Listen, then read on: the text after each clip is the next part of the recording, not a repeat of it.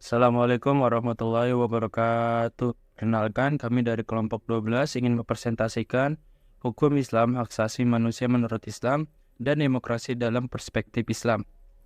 Saya Muhammad Syahdan Abdillah. Saya Mutia Sabrina. Dan saya Firmansyah. Di sini saya akan menjelaskan pengertian hukum Islam. Syariat Islam yakini berisi hukum dan aturan Islam adalah hukum agama yang membentuk dan merujuk bagian dari tradisi Islam. Ini berasal dari ajaran agama Islam dan didasarkan pada Al-Quran dan hadis. Dalam bahasa Arab, istilah syarah mengacu pada hukum Allah Subhanahu wa Ta'ala yang tidak dapat diubah dan dikontrakskan dalam fikih yang mengacu pada interpretasi ilmiah manusia, sebagaimana tersebut di dalam surat Al-Ahzab ayat 36, yang artinya tidaklah pantas bagi mukmin dan mukminat apabila Allah dan Rasulullah Shallallahu Alaihi Wasallam yang telah menetapkan suatu ketentuan akan ada pilihan yang lain bagi mereka tentang urusan mereka. Siapa yang mendurhakai Allah dan Rasulullah Shallallahu Alaihi Wasallam, sungguh dia telah tersesat dan kesesatan yang nyata.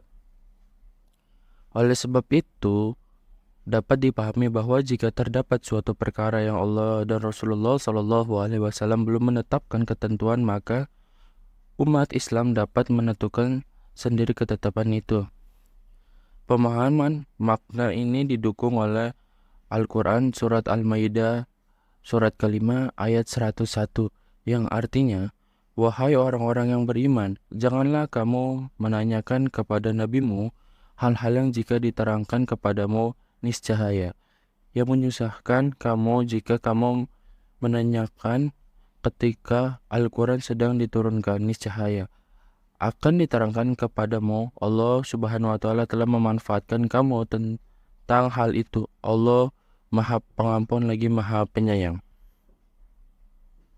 Dengan demikian, perkara yang dihadapi umat Islam dalam menjalankan kehidupan dan pribadi kepada Allah Subhanahu wa Ta'ala itu dapat disederhanakan dalam dua kategori, yaitu yang pertama asas syarah dan furus syarah. Asas syarah yaitu perkara yang sudah ada dan jelas ketentuan dalam Al-Quran atau hadis, kedudukannya sebagai pokok syarat Islam, di mana Al-Quran itu asas pertama syarah dan hadis asas kedua syarah, sifatnya pada dasarnya mengikat umat Islam seluruh dunia dan manapun sejak kerasulan Nabi Muhammad Sallallahu Alaihi Wasallam hingga akhir zaman kecuali dalam keadaan darurat. Yang kedua furus syara, yaitu perkara yang tidak ada atau tidak jelas ketentuan di dalam Al-Quran dan hadis. Kedudukannya sebagai cabang syarat Islam, sifatnya pada dasarnya tidak mengikat seluruh umat Islam di dunia kecuali diterima ulil amri setempat sebagai peraturan atau perundangan yang berlaku dalam wilayah setempat. Yang kedua, yaitu adalah sumber hukum Islam. Sumber hukum Islam merupakan rujukan atau dasar yang utama di dalam pengambilan hukum Islam. Oleh karena itu, segala ketentuan dalam kehidupan harus bersumber atau berpedoman pada hukum tersebut. Sumber hukum dalam Islam digolongkan menjadi 3 bagian, yaitu yang pertama Al-Quran, yang kedua hadis, yang ketiga ijtihad. Yang pertama Al-Quran. Al-Quran sebagai kitab suci umat Islam adalah firman Allah Subhanahu wa Ta'ala yang diturunkan kepada Nabi kita, Nabi Muhammad Sallallahu Alaihi Wasallam, untuk disampaikan kepada seluruh umat manusia hingga akhir zaman. Selain sebagai sumber ajaran Islam, Al-Quran disebut juga sebagai sumber pertama atau asas syarah. Al-Quran merupakan kitab suci terakhir yang diturun dari serangkai kitab suci lainnya yang pernah diturunkan ke dunia. Oleh karena itu, Al-Quran disebut sebagai penyempurna bagi kitab-kitab sebelumnya. Yang kedua, hadis sebagai sumber hukum dalam Islam. Yang kedua dapat digolongkan menjadi 2, yaitu hadis makmul diterima dan hadis madrud yang ditolak. Hadis maf'ul atau yang diterima dibagi menjadi dua, yaitu hadis yang sahih dan hasan. Sedangkan yang ditolak disebut juga dengan dhaif. Yang ketiga, ijtihad, berarti berusaha keras untuk mencapai atau memperoleh suatu. Dalam kaitan ini, pengertian ijtihad adalah usaha maksimal dan melahirkan hukum-hukum syariat dari dasar-dasar melalui pemikiran dan penelitian yang sungguh-sungguh dan mendalam.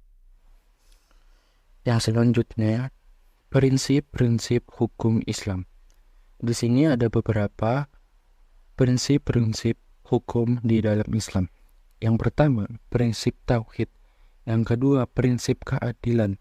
Yang ketiga, prinsip amar ma'ruf dan nahi mungkar. Yang keempat, prinsip kemerdekaan dan kebebasan. Yang kelima, prinsip persamaan. Yang keenam, prinsip tolong menolong.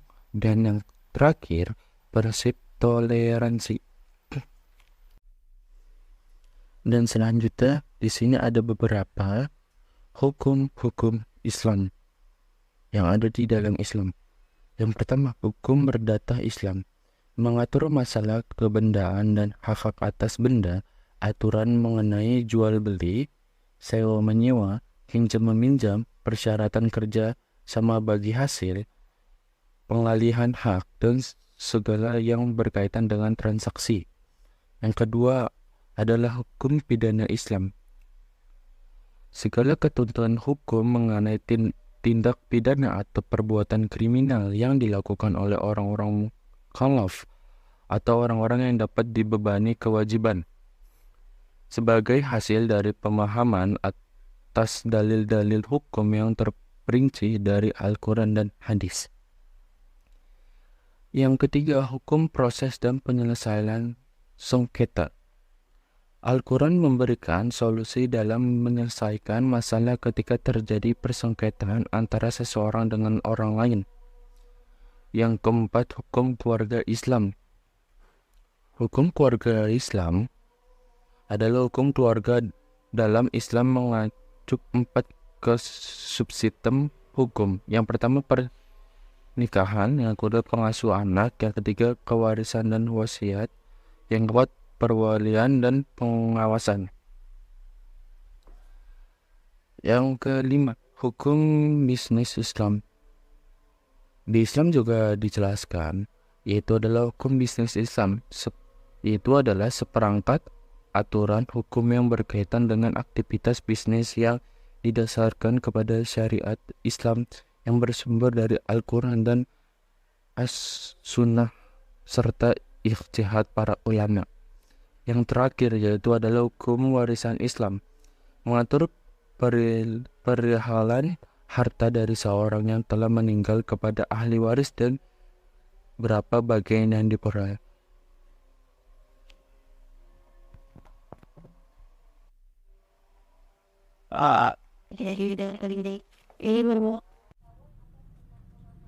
Hak asasi manusia menurut Islam, Al-Quran dan As-Sunnah sebagai sumber Islam dan pedoman hidup telah memberikan penghargaan yang tinggi terhadap hak asasi manusia. Al-Quran dan As-Sunnah telah meletakkan dasar-dasar HAM jauh sebelum timbul pemikiran mengenai hal tersebut pada masyarakat dunia.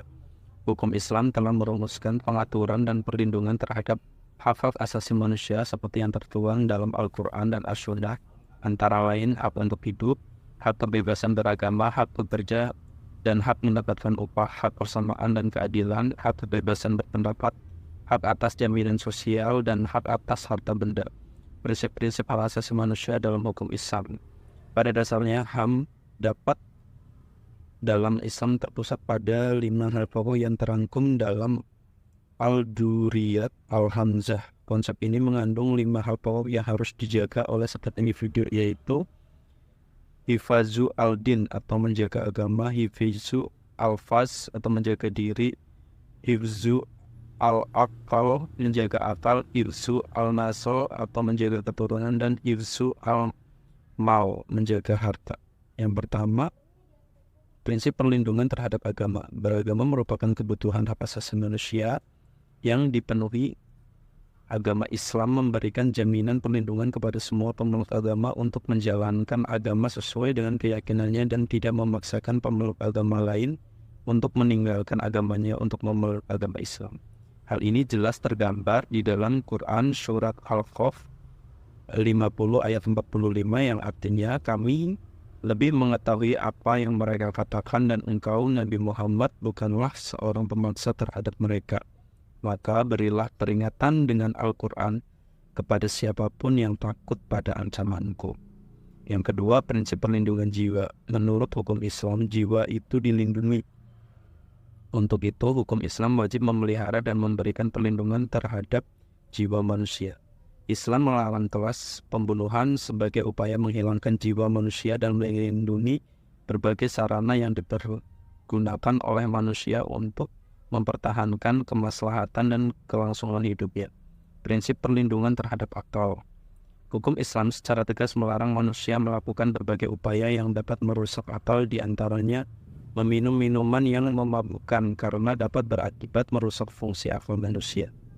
Karenanya, Islam memberikan sanksi hukum sebagai orang yang meminum minuman memabukkan seperti yang tertulis di dalam Quran surat Al-Maidah 5 ayat 90, yang artinya, wahai orang-orang yang beriman, sesungguhnya minuman keras, berjudi atau berkurban untuk berhala dan mengundi nasib dengan anak panah adalah perbuatan keji dan termasuk perbuatan setan.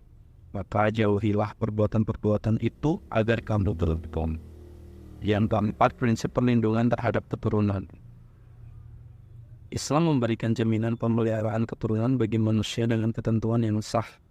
Menurut ajaran Islam, melalui perkawinan sebagai sarana untuk mendapatkan keturunan dan melarang melakukan perbuatan zina, sebagaimana disebutkan dalam Quran surat Al-Isra 17:32, artinya, janganlah kamu mendekati zina, sesungguhnya zina itu adalah perbuatan keji dan jalan terburuk. Untuk yang terakhir, nomor 5, prinsip perlindungan terhadap harta. Islam memberikan jaminan hak dan pemilikan yang sah terhadap harta manusia dan mengharamkan penggunaan cara apapun untuk mendapatkan harta orang lain yang bukan haknya, sebagaimana firman Allah dalam Quran surat Al-Baqarah 288 yang artinya, janganlah kamu makan harta di antara kamu dengan jalan yang batil, dan janganlah kamu membawa urusan harta itu kepada para hakim dengan maksud agar kamu dapat memakan sebagian harta orang lain itu dengan jalan dosa, padahal kamu mengetahui. Sistem demokrasi di Indonesia. Demokrasi secara etimologis terdiri dari dua kata yang berasal dari bahasa Yunani, yaitu demos, yang berarti rakyat atau penduduk suatu tempat, dan kraton atau kratos yang berarti kekuasaan atau kedaulatan. Kekuasaan yang tertinggi berada pada keputusan rakyat. Rakyat berkuasa dan pemerintahan rakyat dan kekuasaan dari rakyat. Demokrasi sering diartikan sebagai penghargaan terhadap hak-hak asasi manusia, partisipasi dalam pengambilan keputusan, dan kesamaan hak di depan hukum. Dalam mengintegrasikan hukum Islam, HAM demokrasi menurut perspektif Islam termasuk 1. Interpretasi yang beragam tentang hukum Islam dan demokrasi dalam kalangan ulama. 2. Perbedaan pendapat dalam hal penerapan HAM dalam kerangka hukum Islam. 3. Potensi konflik antara prinsip-prinsip hukum Islam dan demokrasi, seperti dalam hal otonomi politik dan kebebasan berpikir. 4. Pengambilan keputusan politik yang adil dan representasi secara demokratik untuk memastikan kepentingan masyarakat secara keseluruhan.